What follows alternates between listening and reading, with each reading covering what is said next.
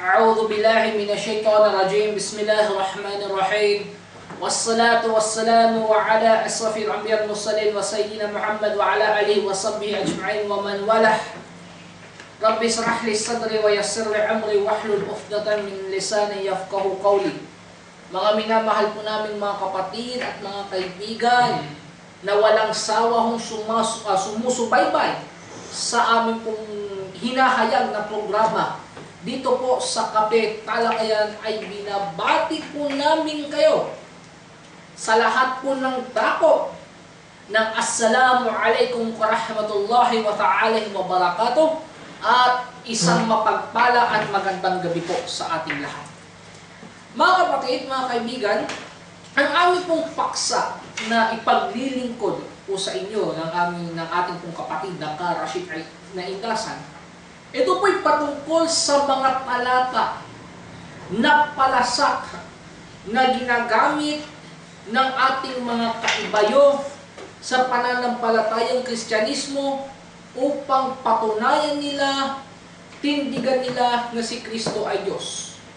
Una po ay napaglingkod na po namin sa inyo ang nasa unang Juan 5:20, Titos 2:13, at ngayon naman po ay ipaglilingkod po namin sa inyo ang narito po sa Pilipos sa kapitulo po ay 2, ang mga talata po ay 5 hanggang 9.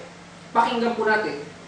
Magkaroon kayo sa inyo ng ganitong pag-iisip na kay Kristo Jesus din naman, na siya'y bagamat nasa anyo ng Diyos, ay hindi niya itinuring na isang bagay na ganap ang panghawakan ang pagiging kapantay ng Diyos.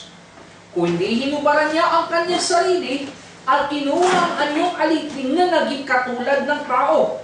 At palibhasa'y natagpuan sa anyon ng tao, siya'y nagpaababa sa kanyang sarili at naging masunurin hanggang sa kamatayan, maging sa kamatayan ng sa krus. Kaya siya naman ay itinaas ng Diyos at siya ay binigyan ng pangalan higit sa lahat ng pangalan.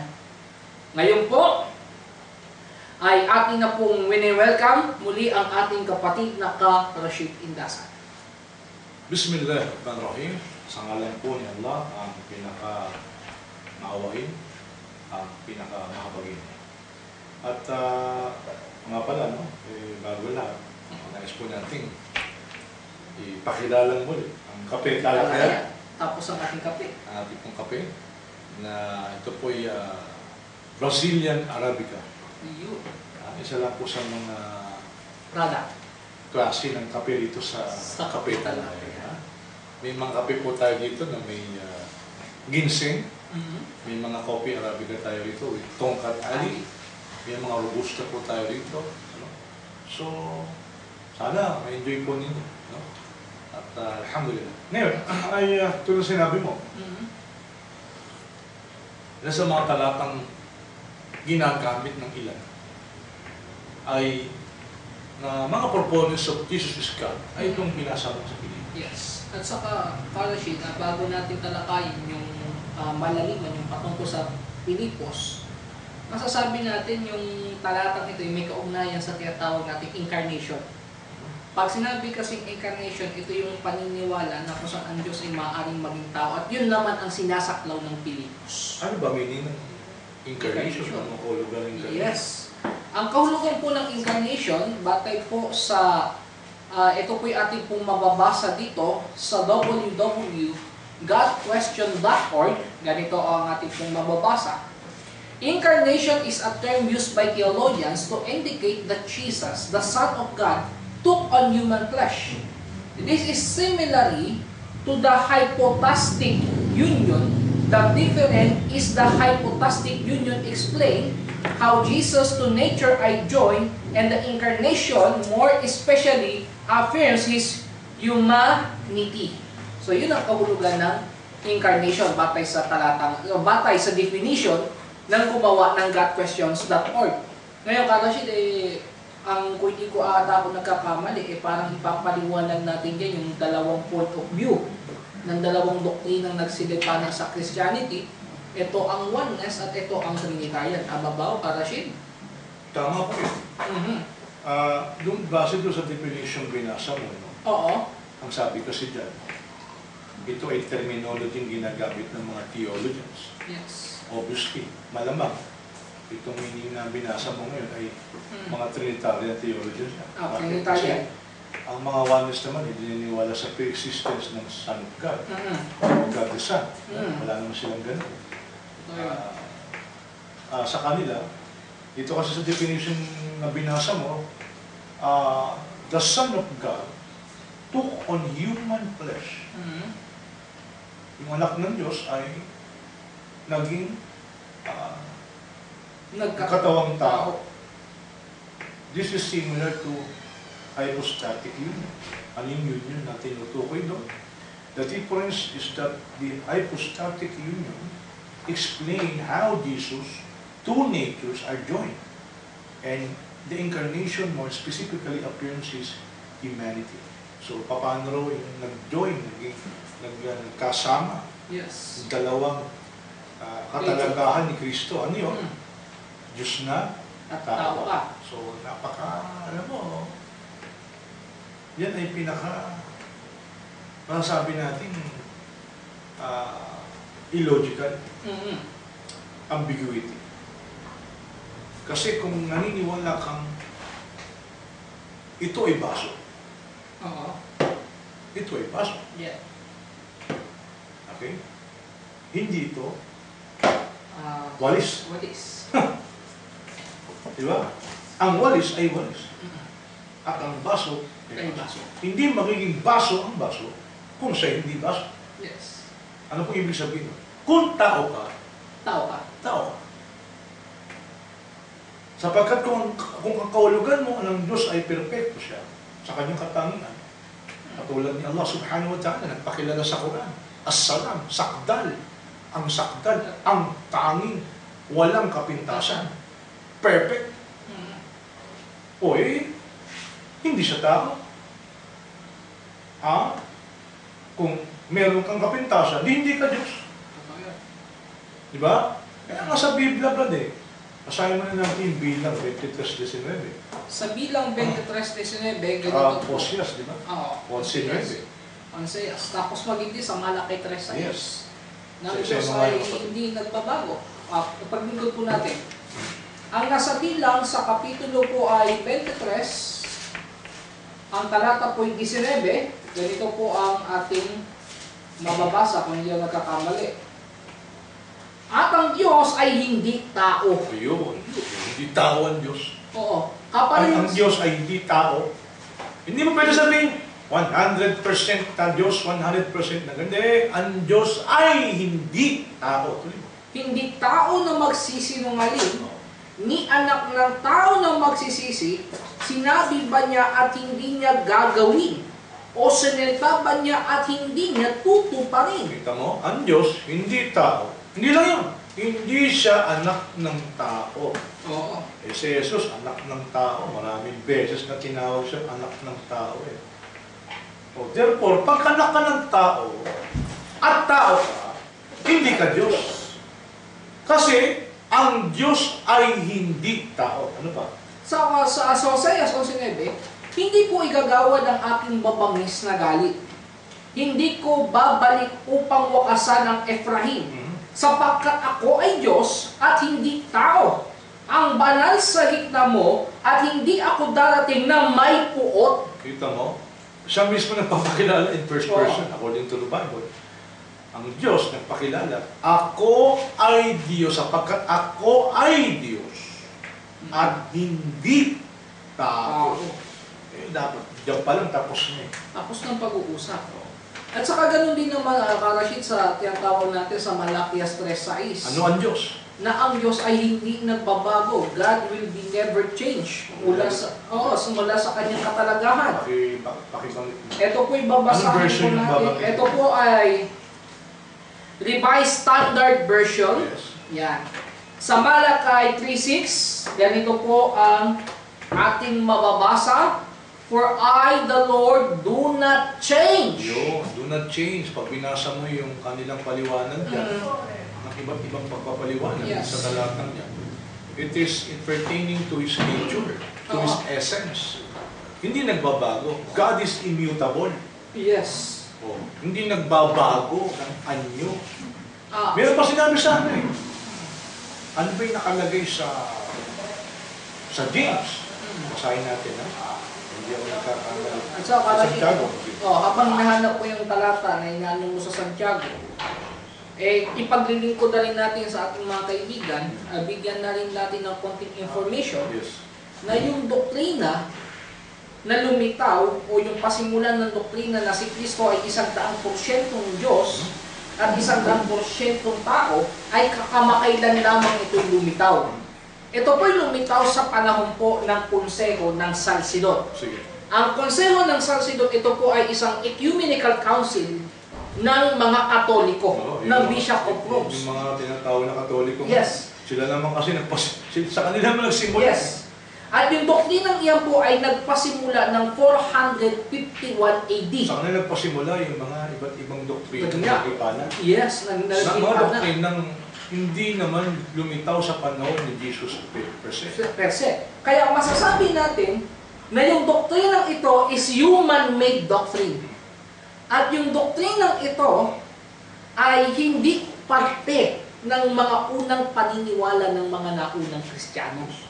Kumbaga yung doktrinang ito ay lumitaw lang kamakailan ng 451 AD. Kung susumahin natin sa panahon natin ngayon, ay siguro karasin hindi pa ata dumadaan ng 300 taon o 1,000 taon buhat nagpasimula ang doktrinang ito. Ayun ang ating masasabi na bilang konting informasyon sa ating mga kapatid. At ano mo, kung pag-uusapan natin na itong Pilipos na ito, sinasabing sinulat ni Pablo, natin pag-usapan niya kung sino yung sumulat niya. Ito kasi ay binubuo ito, kapatid, ng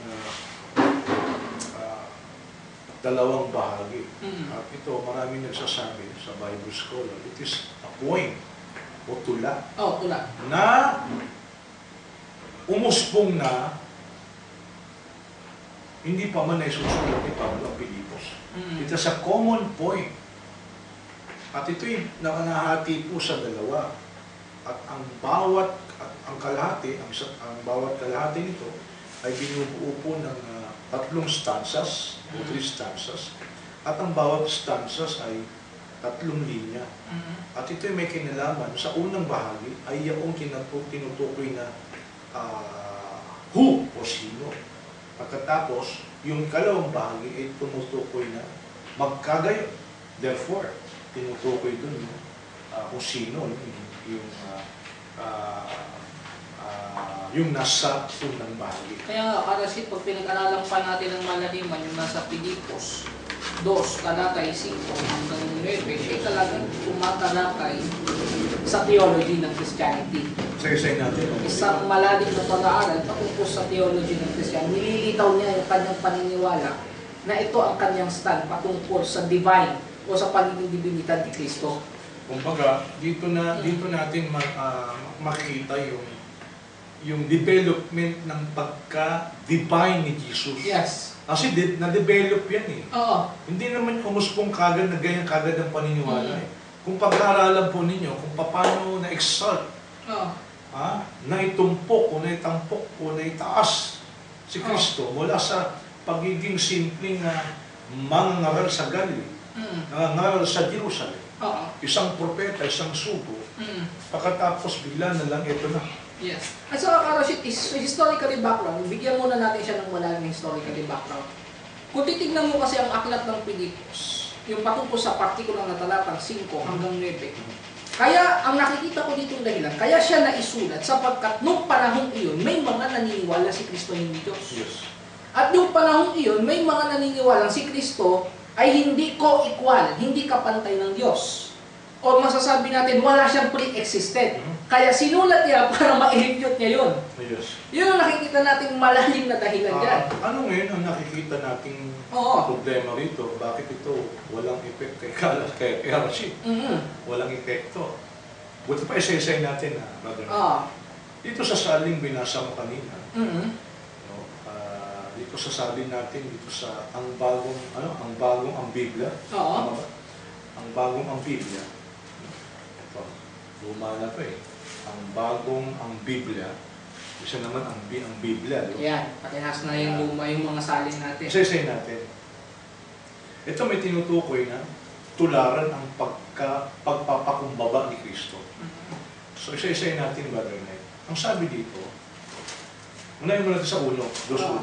Kaya kung mayroong anumang kasiglaan kay Kristo, kung mayroong anumang kaaliwan na pag-ibig, kung mayroong anumang pakikisama ng Espiritu, kung mayroong anumang pagkagiliw at habag, ay lubusin ninyo ang aking tuwa sa pagkakaroon ng gayunding pag-iisip, magtaglay ng gayunding pag-ibig, na magkaisa ng diwa at may isa lamang pag-iisip. Huwag ninyong gawin ng anuman sa pagpapaligsahan o pagmamataas, kundi sa kababaan. Ituring na ang iba ay higit na mabuti kaysa inyong sarili.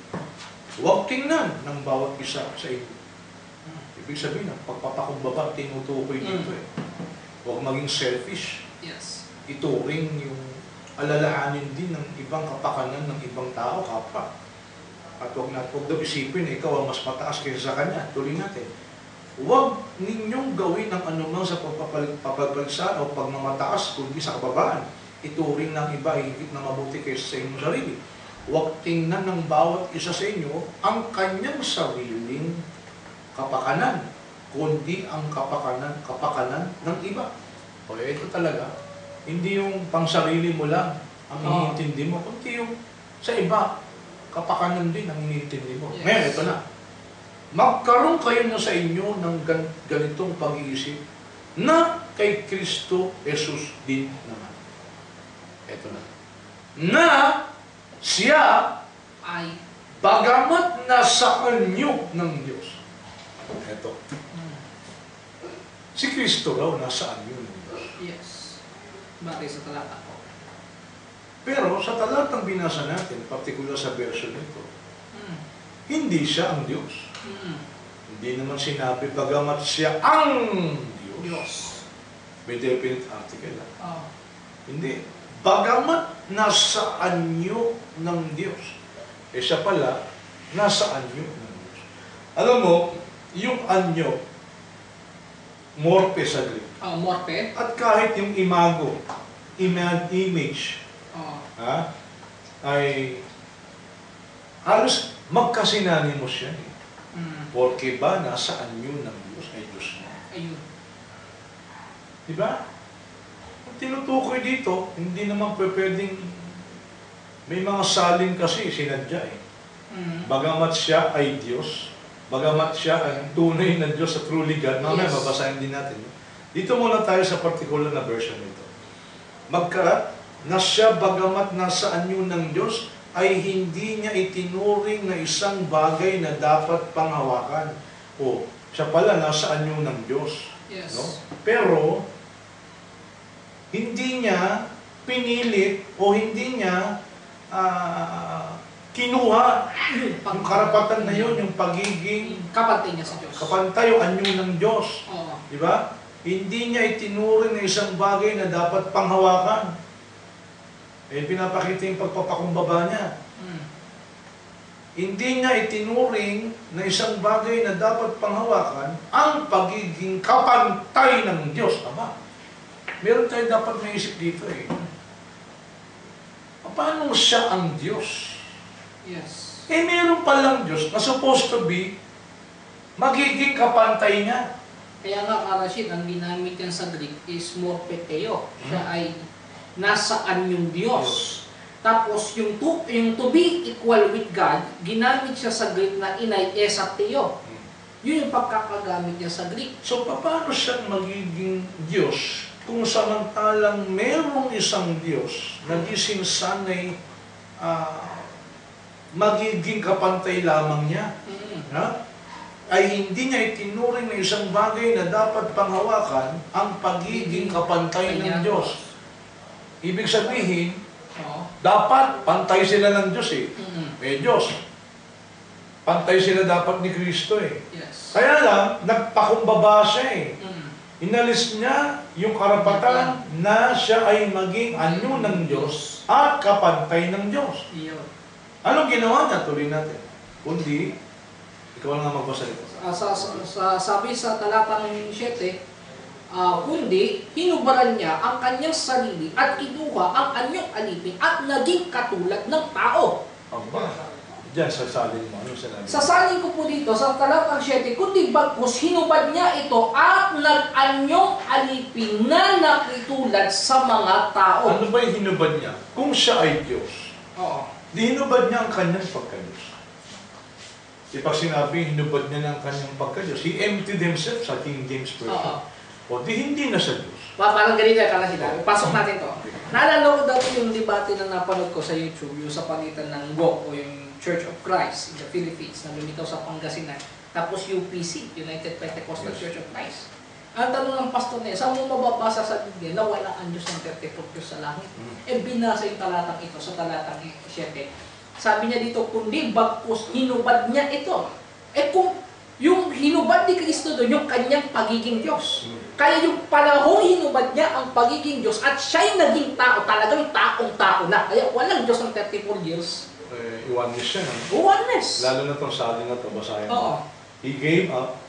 He gave up everything. He gave up everything. Tingnan mo, itaas mo pa. Taas mo muna. Sabi ito, Christ was truly God. Si Jesus daw ay talagang totoong Diyos. Ano pa? And sabi dito, but did not try to remain equal with God. At tinutin mo, magulo eh. Kaya nagugulo, madami naguguluhan eh. Oo. Sa version na to, Christian Contemporary English Version, Christ was truly God. Si Jesus, si Kristo daw, ay totoong Diyos. But, ngunit, He did not try. Hindi niya pinilit o hindi niya inaring ganap o hindi niya sinubukan, papanatiling subukan, to remain equal with God, na manatiling siya'y kapantay ng Diyos. Ang dali. Kung siya ay totoong Diyos, sino naman itong Diyos na dapat ay papantayan niya? Parang magulo, para siya. Lumalabas dalawang Diyos eh. Si Jesus ay tunay na Diyos.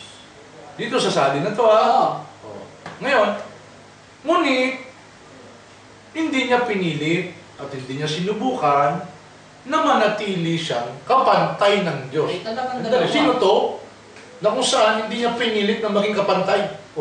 Ito, yung Diyos na si Kristo, at yung Diyos na papantay ni Kristo.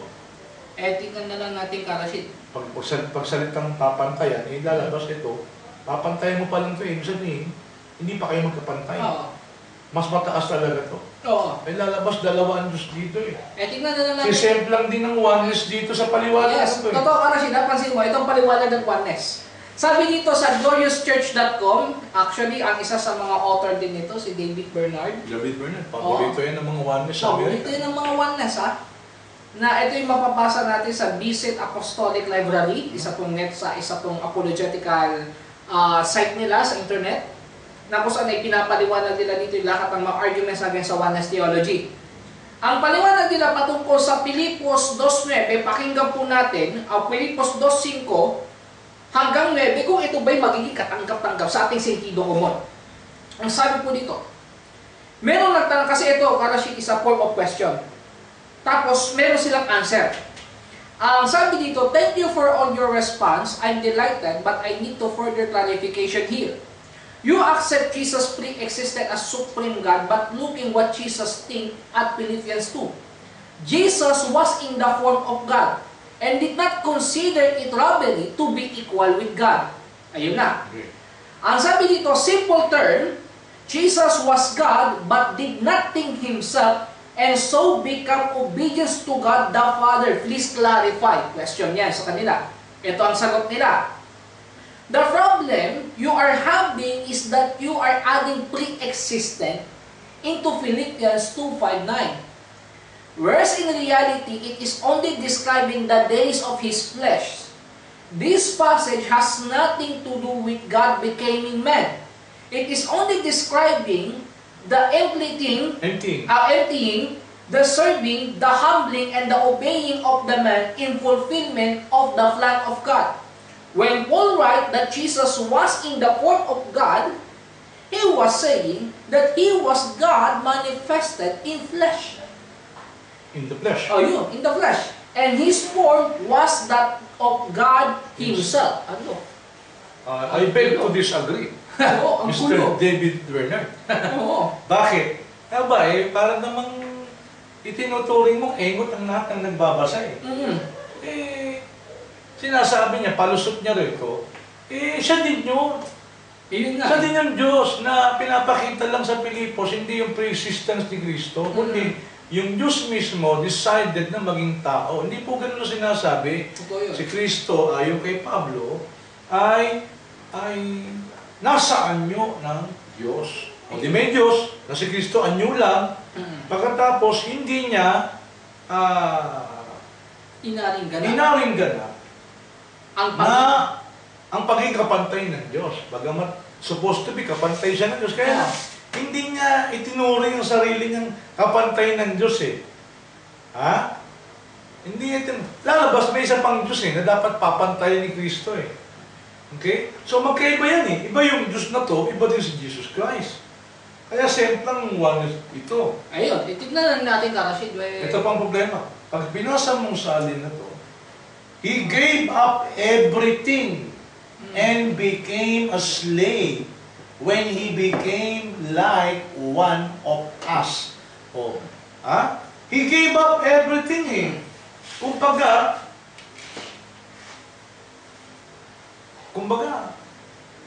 pinabayaan ko ng lahat. May kayamanan ka, may bahay ka. Ibinigay ko ng lahat, inubad ko ng lahat, inalis ko ng lahat. O hindi ka na mayaman, tinanggal mo na yung kayamanan mo. Wala ka ng bahay, pati kotse mo, binigay mo na. He gave up everything, nakalagay and became a slave at naging alipin. When He became like one of us, kung siya ay naging katulad natin, dito sa isang salin ng Tagalog, itong sinasabi. Ngunit hinubaran niya ang kanyang sarili at kinuha ang inyong alipin na naging katulad ng tao. Pakibasa mo ang salin mo, ang Biblia. Sa talata pong 9, kundi bagko sinubad niya ito at nag-anyong alipin na nakitulad sa mga tao. Ayun, inubad niya yung yung kanyang pagiging kapantay ng Diyos.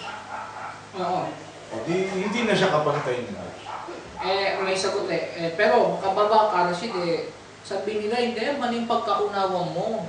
Hindi ganyan indasan. Baka ganunin ka ng mga pastor ng Oneness. Ang tamang pagkaunawa, batay sa talatang yan, ay ganito. A proper interpretation of Philippians 2:5-9 will demonstrate that Paul was not expressing a kenotic theory at all. Paliwanag na natin, ito yung paniniwala sa divine person na ang Diyos ay hindi niya maaaring iwan ang kanyang sarili. O sabihin natin, emptying Himself to His divine prerogatives up in heaven and coming down into incarnation.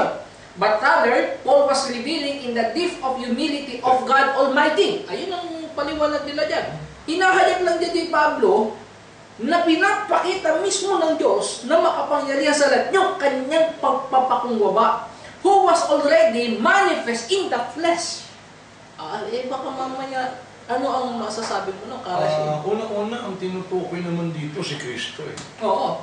Kung ang sinasabi ng mga oneness ay yung Diyos mismo, dapat ang sinabi na rito, na ang Diyos, siya ay naging katulad ng tao. Inalis niya ang kanyang pagka-Diyos. Siya mismo ay naging tao. Hindi tapos na usapan. Ayun nga Ang daming palusot ng mga oneness na tres. Yes. At saka Karasid, Si Kristo po ang tinutukoy ng sumulat ng Pilipos. Si Kristo ito ay nasa anyo ng Diyos. Merong Diyos na inaanyong kaanyong ni Kristo. Therefore, hindi siya ang Diyos. Pagkatapos doon sa isang talata, na dapat siya, bagamat siya ay kapantay ng Diyos, ay hindi niya inaringganap. O hindi niya hinayaan na siya ay maging kapantay ng Diyos. O, ang sabi nga dito, He gave up, but He did not try to remain equal with God. Hindi niya ginustong manatiling maging kapantay ng Diyos. Hindi may Diyos. Siya na may pumapantay lang. Hindi siya Diyos. Dalawa ito oneness, dalawa to, dalawa. ayun nga. Yun yung magiging dilema nila. Oo. Kasi bakit kamo? Sa paniniwala kasi nila, ang Ama, Anak, Espiritu Santo, puro siya si Jesus Christ. Eh ngayon, pagpalagay na nga natin, na si Jesus Christ nga yung tinutukoy na God Almighty dito, eh sino naman yung Diyos na kanyang pinapantayan? Question. Yun ang problema. Yun ang dilema ng one. Ayan ang magiging problema. Ito, parang tirador. Ayun. Eating 2 birds with 1 stone. Yun ang dilema ng oneness. Ito naman ang dilema ng Trinitarian. Eto, Karashid, siguro, pwede na lang, Karashid, ikaw na lang bumasa dahil may mga salita dito na hindi ko kayang mabasa. Anong sabi niya? Ito po ay sa reasonablefaith.org na ang website na ito ay pagmamayari ng isang Christian apologist na si Dr. William Lane Craig. No, si William Craig. Ayun. Anong sabi niya? Ito, Karashid, ito ang kanyang explanation. Here it says that Jesus Christ was in the form of God. Unless you try to interpret that in some way that isn't fully deity. Ba, tama nga naman. Oo. Hindi siya fully deity. Hindi sabihin, hindi siya talagang Diyos. Ayun. Sa kanyang kabuuan.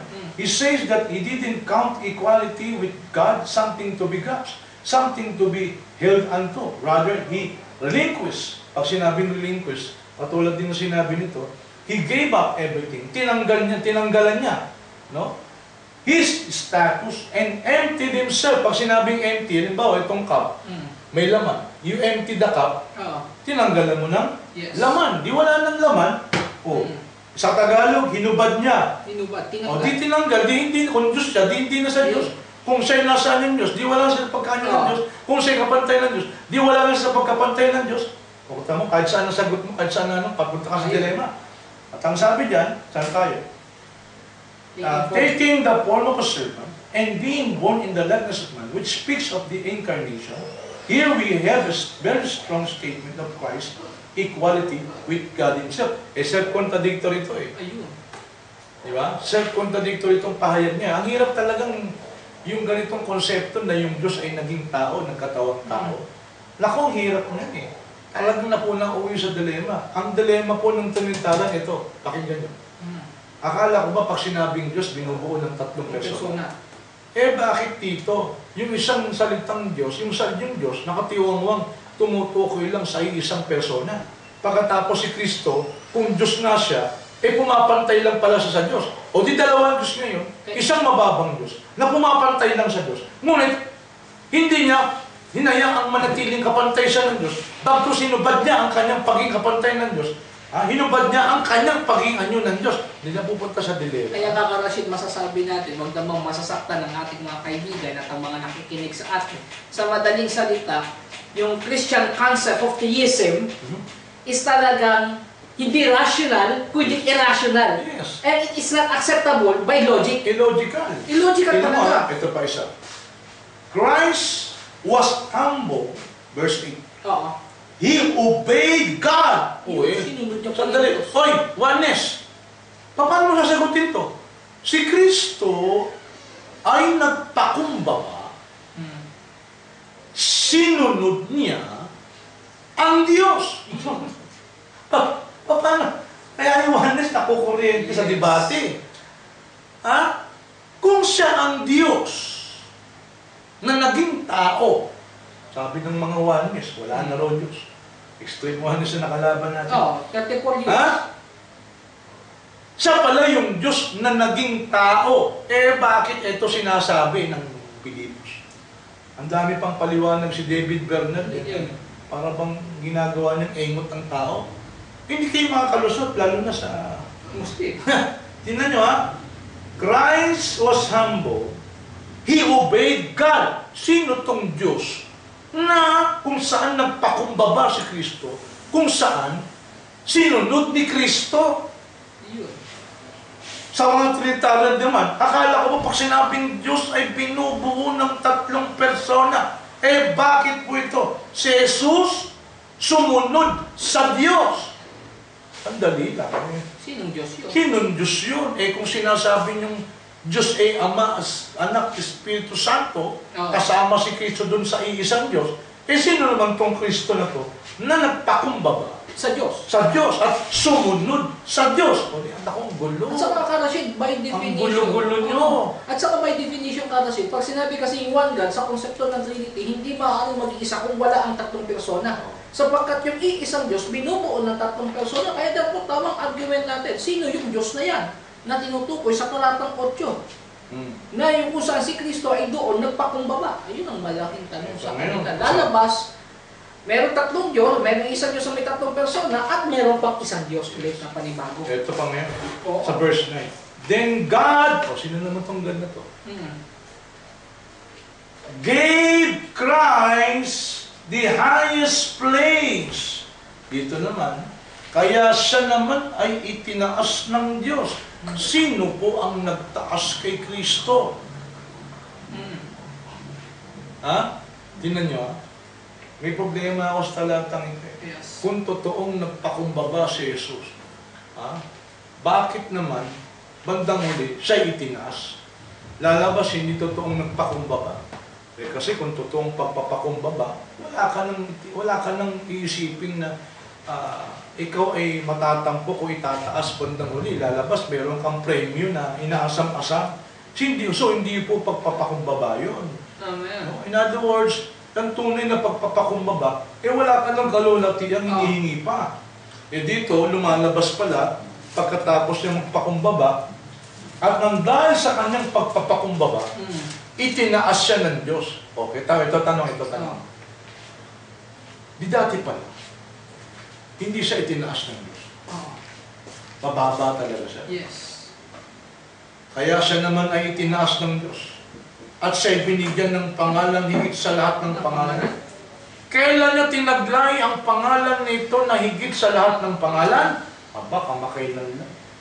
Akala ko ba, mga Trinitarian, itong paman ay talagang meron ng kaluwalhatian. May kaluwalhatian na si Kristo. Mataas na ang kanyang antas. Kasi ganito, palusot ng iba, may nakalaban tayong pastor. Nagdali Karashid. Si Jesus, nagpakababa. Maluwalhati dati. Nagpakababa, hinubad niya ang lahat. Tinanong ko, nung hinubad po ni Kristo, ano po hinubad niya? Pagka-Diyos, sagot ng pastor. Nung hinubad po ni Kristo yung pagka-Diyos niya, kung siya po ay Diyos. Kailan niya sinuot ang pagka-Diyos? Anong pagkakit daw niya ng langit? Kaya daw nung siya ay umakyat sa langit, ang ginawa daw ng Diyos sa kanya, itinaas siya ng Diyos. Ibinalik yung kanyang pagka-Diyos. Teka lang, sandali. Hindi mo yata naintindihan pinagsasabi mo, Pastor. Sabi mo, yung isang Diyos, binubuo ng tatlong persona. Kasi nga sasabi mo sa akin, nung namatay nung si Kristo ay nagkatawang tao, hinubad niya ang kanyang pagka-Diyos. Tanong, kailan niya sinuot ang kanyang pagka-Diyos? Nung siya daw umakyat sa langit, ginawa na siya ulit, ibinalik na rin daw ulit ng Diyos yung kanyang pagka-Diyos. Lalabas, dalawa itong Diyos. Isang Diyos na hindi nawala sa kanyang pagka-Diyos. At isang Diyos na dinimod niya ang kanyang sarili, pagkatapos nung siya'y sumunod sa Diyos, nung siya'y namatay daw, siya'y inangat, itinaas na naman ng Diyos, nung siya'y nasa langit daw, ibinalik yung kanyang pagka-Diyos. Dalawa pala ang Diyos. Isang nanatili sa pagka-Diyos, at isang Diyos na nawala ang pagka-Diyos, at ibinalik lang ang kanyang pagka-Diyos. Medyo Karashid, yung sagot ng pastor na yun, medyo meron pang, medyo masasabi pa natin, kaya pagsang-ayunan ng talata eh. Pero yung sagot ng oneness, patungkol sa talatang iyan, sa 9, ay hindi talaga katanggap-tanggap. Sapagkat merong isang Diyos na iba, kaysa doon sa itinaas. Ayun, kaya ito ang paliwanag nila, Karashid, sabi dito, we know that such flesh as the death of the cross refer to the incarnate state. In verse 9, ito na, yung talatang 9, tatalangay natin dito. Makes sense when it say, wherefore God also hath highly exalted him and given him a name which is above every name. The glorification of the man Christ Jesus attests to his humanity and to spur of the incarnation. It is as no reference to the heavenly, emptying, but rather he emptied himself. He emptied himself right here on earth for our sake. He gave everything he had for us. It is humanity of Christ. Magulong paliwanag din. Hindi kaya gawin. Ayaw niyang pinipilit niya kasi nga, yung Diyos din mismo ang naghubad ng kanyang pagka-Diyos. Yun nga. Hindi naman niya maiwasan na yung salitang, meron dyan nakalagay na, wherefore God also hath highly exalted him and given him a name which is above every name. Yun. Dapat meron tayong makita rito eh. Si Kristo, una, nasa anyo daw siya ng Diyos. At pangalawa, na bagamat siya, nasa anyo ng Diyos. Therefore, hindi niya hinayaang manatili na maging kapantay niya ang Diyos. O di lalabas, kapantay siya ng Diyos. Meron siyang pinapantayan, hindi siya ang Diyos. Ngayon, ito pang problema ngayon. Nung siya raw ay namatay, therefore sumunod siya sa Diyos, no? Ngayon, nung siya'y namatay at siya'y binuhay na magmuli, ng Diyos na naman, Diyos ulit, ibang Diyos na naman to, no? Oo. Ngayon, itinaas siya ng Diyos. Sino nagtaas sa kanya? Ang Diyos. Ang Diyos. At binigyan siya ng pangalan. Sino nagbigay ng pangalan? Ang Diyos din. Oh. Kaya nga, masasabi natin sa mga proponent ng Oneness Theology, kagaya ni Luis Santos. Ayan. Ayan. Si Prince Agim. Si Prince Agim, pati rin ang mga UPC. Pinagod tayo ng Oo. mga Pati rin liporos. ang UPC, si Pastor Valiente yun isa sa kanilang mga apologies. Papaano ngayon niya sasagutin ang argument Tingnan nyo, kaya siya naman ay itinaas ng Diyos. Nakakaintindi ba kayo, Juanes? Kung siya ang Diyos, sino nagtaas kay Kristo? Ayun nga. Itinaas siya ng Diyos. Therefore, hindi sila magkapantay ng Diyos. Oy, Trinitarian, mali kayo. Oo. Sabi nyo, kapantay, si Kristo ay kapantay ng Diyos. Equal, co-equal with God from eternity. Hindi hoy. Kung sila co-equal, bakit naman itinaas siya ng Diyos? Binigyan siya ng pangalan ng Diyos, nang higit sa lahat ng mga pangalan. Therefore, wala palang tinataglay na pangalan si Jesus noon na mataas na pangalan. Pangalan above every name. Wala pala siyang ganung pangalan. Kailan lang siya nagkaroon ng a name which is above every name? Kamakailan lang. Noong panahon, itinaas siya ng Diyos. Kaya siya tinaas dahil sa kanyang pagpapakumbaba. Yes. Oh, hindi nyo ba nakikita ito sa pagbabasa ninyo? Para sabihin nyo sa amin na si Jesus ang Diyos, para sabihin sa amin na siya'y kapantay ng Diyos, hindi nyo ba nababasa ang talata? Itinaas lang siya ng Diyos. Binigyan lang siya ng pangalan, higit sa lahat ng pangalan. Ito ngayon ang problema. Sinulat ngayon ni Pablo. Alam mo ito, point to eh. Tula ito eh. Existing na to. Sa susunod, ihayag pa natin ito ng malalim itong theology na ito. Tina-challenge lang natin itong mga gumagamit ng talatang ito para subukan nyo kayo magpaliwanag ngayon sa amin, sa harapan namin. Tayo mag-usap. Dito sa Kapitala kaya. Kung ayaw nyo rito doon sa lugar ninyo. Ito, papiyaw lang namin ipinapaliwanag sa inyo ito.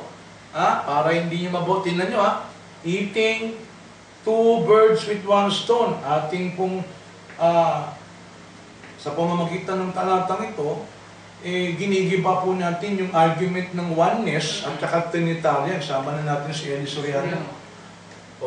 Kita mo, nakalagay dito, binigyan siya ng pangalan, ng higit sa lahat ng pangalan, binigyan lang pala siya ng Diyos itinaas lang pala siya di may nagtaas sa kanya ang Diyos. Iisa lang yun. Ito ngayon ang problema. Isa pa. Sa talatang 10. Okay, huwag na yung basa sa 10. Kita mo, nakalagay dito sa Contemporary English Version. Then God gave Christ the highest place and honored His name above all others. O, kita mo? Yun pa ba? Hindi niyo pa ba naintindihan ito? It was God who gave Christ the highest place. It was God who honored Christ and gave name above all others. Ngayon, ito ngayon, sa kalikutan ng utak ng sumulat ng Pilipos, nilikot niya ngayon nakasulat sa Salmo 45, ang talata ay 23 at 24. Basahin nga natin, Brother Knight. Salmo 45. Tuloy-tuloy lang po kayo sa... Ha? Magtaga lang po kayo sa pag-aaral. Naku, itong mga talatang ito, papayaw lang yung sagot na... Bagamat mahaba ito, pero basic pa lang itong binibigay namin sa inyo. Nag-aantay lang po kami na talagang matigas ang bungo na ipipilit ang talatang ito para sabihin si Jesus kay Diyos. At saka pagpauna natin, Karashid, kahit sino pang mga Bible scholars ang i-quote nyo sa amin, kahit gamitin nyo na kasi ang Barnes Bible Commentary, ang New Henry Bible Commentary, tama. Tapos pati rin yung iba't ibang biblical commentary, hindi kayang ma-resolve ang talata na yan. Tingnan nyo yung binagbabasa kami ng iba't ibang Bible commentary. Para sabihin lang sa inyo, hindi lang galing sa bunganga namin ang pinagsasabi. Nililipit namin yung mga nagsasabing, pero meron tayong nalata. Yung mga commentary pala ng Bible, sila pala magkakakontra. Magkakakontra. Anong kontra dyan? Ano ba talaga? Si Jesus ang Diyos o siya ay Diyos? Ay, kaya nga masasabi natin. Pag sinabi mong siya ay Diyos, isa lamang siya sa mga Diyos. Pag sinabi mo siya ang Diyos, wala nang ibang Diyos kundi siya. Kaya lang, sa mga talatang binabasa natin, merong Diyos na iba kay Kristo. Kaya nga, Karashid, masasabi natin, dito natin napatutunay na tayo ay nasa totoo. Dito natin napatutunay na tama ang sinasabi ng Quran. Na sila nga ay mga dali. Alhamdulillah. Sabihin ay mga ligaw. Ayun. May libro po tayo na ito po ay, kung lulubin po nila, ay na-publish. Ang pamagat po ay Patnubay. Yes. Sama po nyo sa duwan, ito po yung tuloy na Inshallah. na-publish. Dito sa 45, 24 at 25, tama ba? Okay. Ano sinasabi dyan? 45 ng Isaias pala. Sorry, Isaias. Isaias. Yan, tama. Yun. Sorry. Isaias Kapitulo 45, ang talata po ay 23. Ganito po ang ating mababasa. Ako'y sumumpa ng aking sarili, ang salita ay nakabitaw sa aking bibig. Sa katuwiran at hindi babalik na sa akin ay luluhod ang bawat tuhod. Bawat dila ay susumpa. Ayun. Yung Diyos na nagpapakilala, si Yahweh yun eh. Si Yahweh. Basahin nga natin sa magandang... Ganito po ang ating mababasa. Yung Yahweh tinatawag nila. Hindi mo tayo naniniwala na Yahweh pangalan ng Diyos. Invento lang yan. Pero yung Yahweh na yun, hindi si Kristo yun. Pero sabi nung Diyos sa Isaias, sa Kanya, tuloy pa. Ganito po ang ating mababasa sa 45, ang talata po ay 23, Ako ay tapat sa aking pangako at hindi magbabago. Okay. Tama. 45, 43. 23. Okay. Sa aking pangako at tutuparin ko ang aking mga pangako. Lahat ng tao'y luluhod sa aking harapan at mangangakong sila'y magtatapat sa akin. Ang Diyos na nangusap dyan ay Yahweh. Si Yahweh. Panginoon dito. Panginoon kasi dito ang salin. At saka Karashid, para mapatunayan din natin na si Yahweh, gagamit din tayo dito. Meron kasi tinatawag kasi sa prinsipyo ng pag-aaral ng Biblia na interpretation sa kanyang kabilang chapters na sumusunod. For example, tapos pasunod ng pasunod. Ito yung tinatawag natin biblical expository explanation. Ngayon, kung susundin natin yung paliwanag, kaya nasasabi natin na yan ay si Yahweh at hindi nga si Jesus, sapagkat sa Isaiah 3:8 ng Isaias, ganun din ang ating mababasa, gayon man o Yahweh, aming nalalaman, ikay aming Ama. Therefore, yung tinutukoy doon na ang lahat ng tuhod ay luluhod, ay hindi si Jesus, kundi si Yahweh. Okay.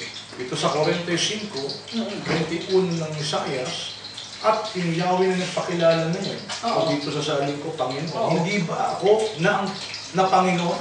At walang Diyos liban sa akin. isang matuwid na Diyos at tagapagligtas.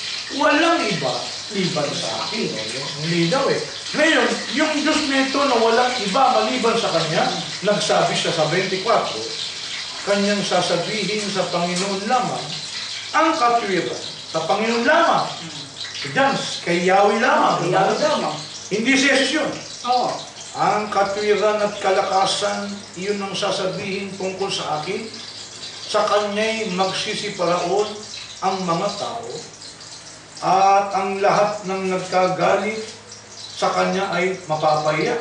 Sa Panginoon o kay Yahweh, ang lahat ng anak ng Israel ay aariing ganap at luluwalhatiin. Sa 23, pagkatapos niya sabihin sa 22, sapagkat ako'y Diyos at walang iba liban sa akin, aking isinumpa sa aking sarili, mula sa aking bibig, ay lumabas sa katwiran ang isang salita na hindi babalik, na sa akin ay luluhod ang bawat tuhod, bawat dila ay susumpa. Dito pala sa Biblia, sa Diyos ng Israel, na tinatawag ng iba na Yahweh, doon ka lang luluhod. Hindi doon kay Kristo. Yeah. At saka tama din naman, Karashid, bakit ka mo, ha? Kasi yung nagsasalita dyan sa lumang tipan ay ang Ama. Yun naman talaga. Kaya sabi nga ng Ama, ako'y walang ibang nakikilalang bato. Ako'y walang ibang nakikilalang Diyos. Nilikot ngayon ng sumulat ng Pilipos sapagkat sabi niya, upang sa pangalan ni Jesus, ito na, ay lumuhod ang bawat tuhod sa langit at sa lupa at sa ilalim ng lupa at ipahayag ng bawat dila na si Jesucristo ay Panginoon sa ikaluluwalhati ng Diyos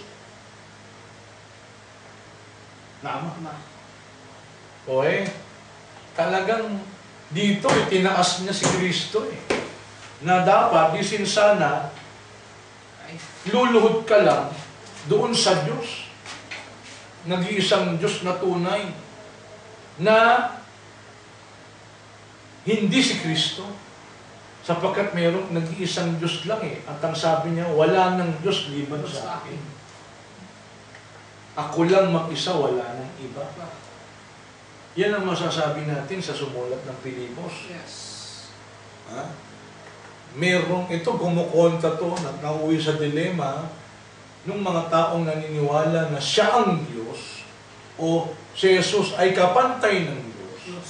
Si Jesus ay isa sa pagkapersona ng Diyos. O si Jesus ay 100% ng Diyos at 100% na tao. Yun ang masasabi natin. Ngayon, eto pang mga ganito, tingnan mo hindi nga alam to ng mga apostol Bakit? Sa Pilipos, ito'y sinulat ni Pablo. Kasi alam mo ninyo, si Pablo, ang pinapakilalang Jesus, yung Jesus na nakita ko niya. Napakita ko sa kanya. Sa vision niya, nakita niya si Kristo. Yun yung Jesus na tinuturo niya, na pininiwalaan naman ng ilan. Yung Jesus na pinapaniwalaan natin, yung totoong Jesus. Historical, Jesus Christ. Hindi yung phantom na Jesus Christ. Na sabi ni Pablo, nakita raw niya. Katalakayin natin minsan si Pablo. Yes. Ngayon, tingnan mo.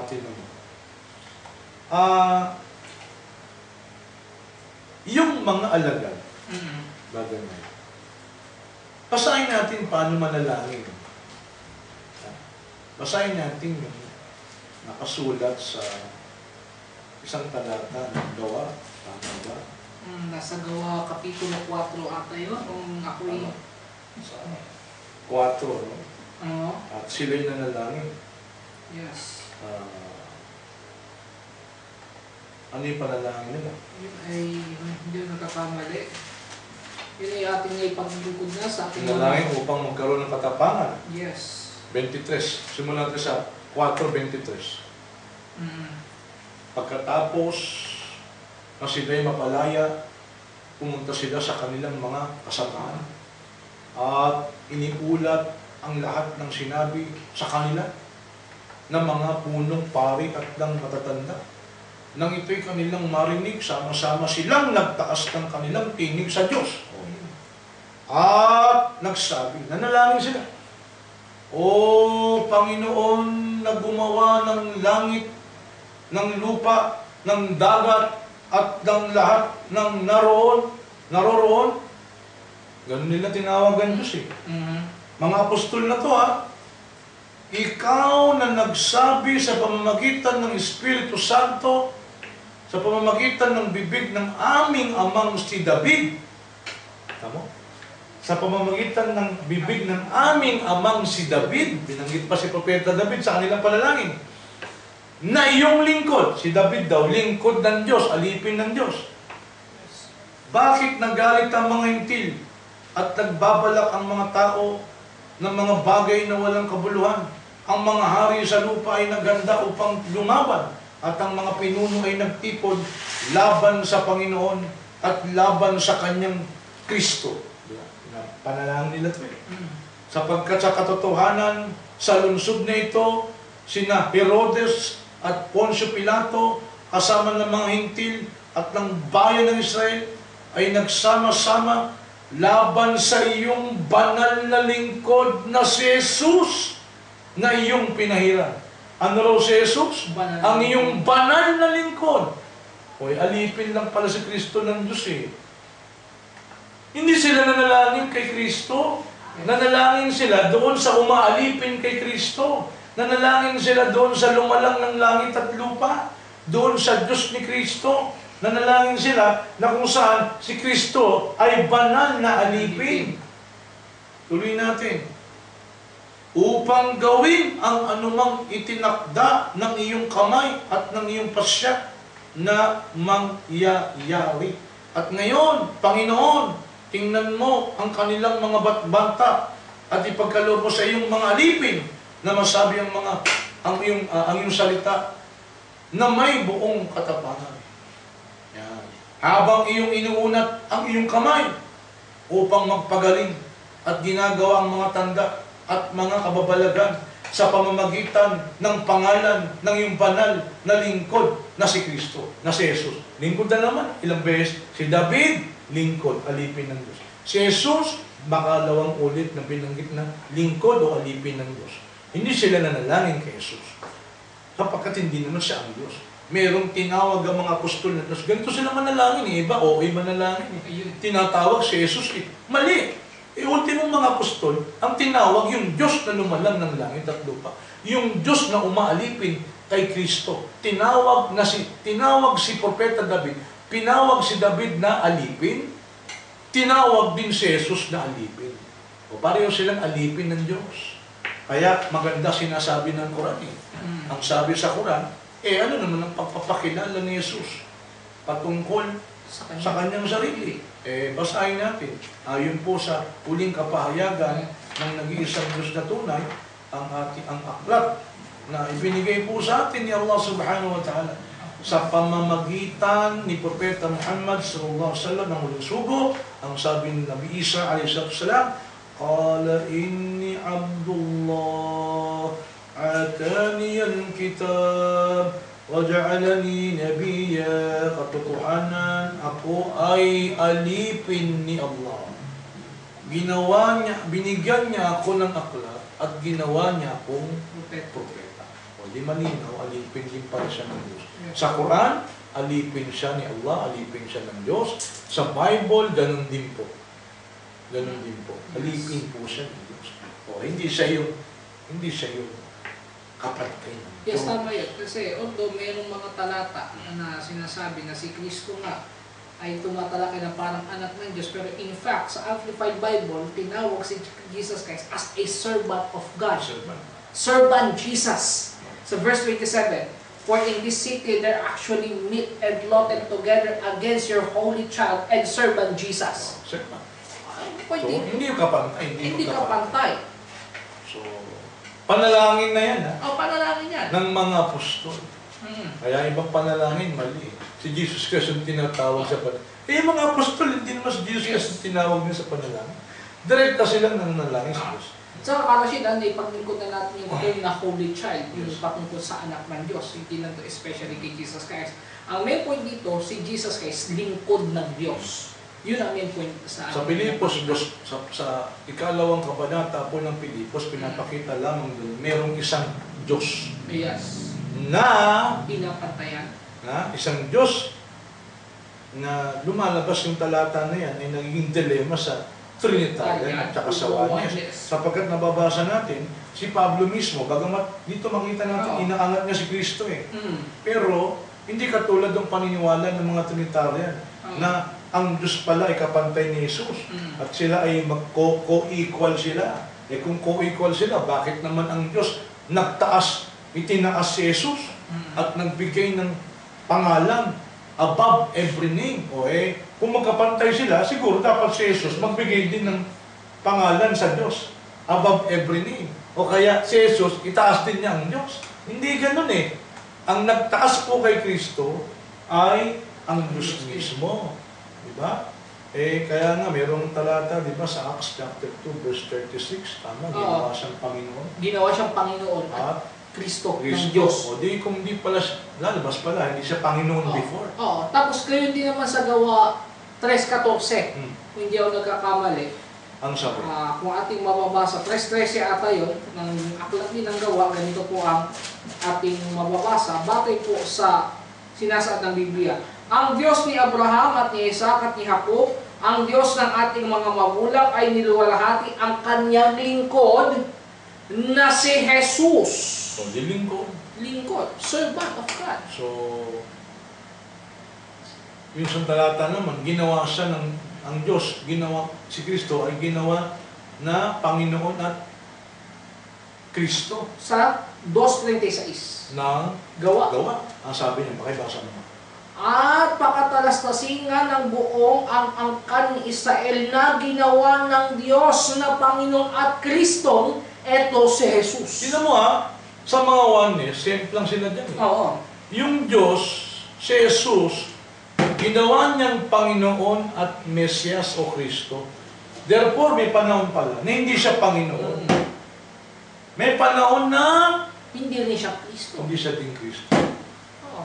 O di, kamakailan lang siyang pinromo. Paano siya din yung Diyos?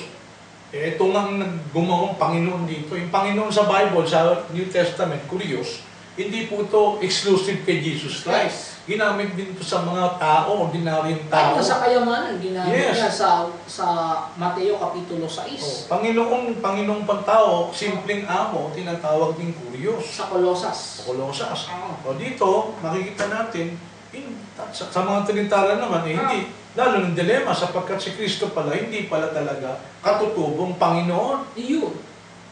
Ngunit siya ay what? Ginawa lang Panginoon. Ayun ang magiging problema, Karashid. Kasi sa definitions kasi, yung salitang Panginoon, ay kumakapit sa tatlo, sa Ama, Anak at Espiritu Santo. The Father is Lord, the Son is Lord, and the Son ay the Holy Spirit is Lord. These are not three Lords, but one Lord. Ayun, ang problema dyan, kita mo hindi.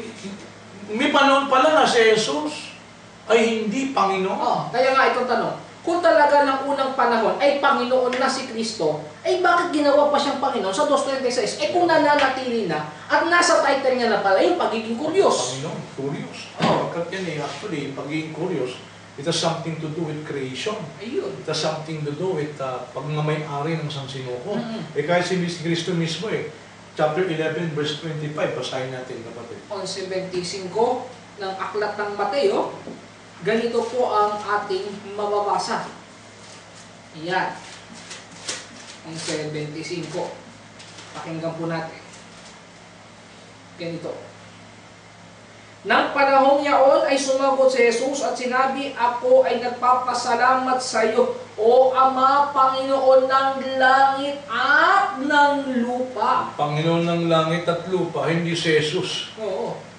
Iisa lang ang Panginoon ng langit at lupa, ang Diyos.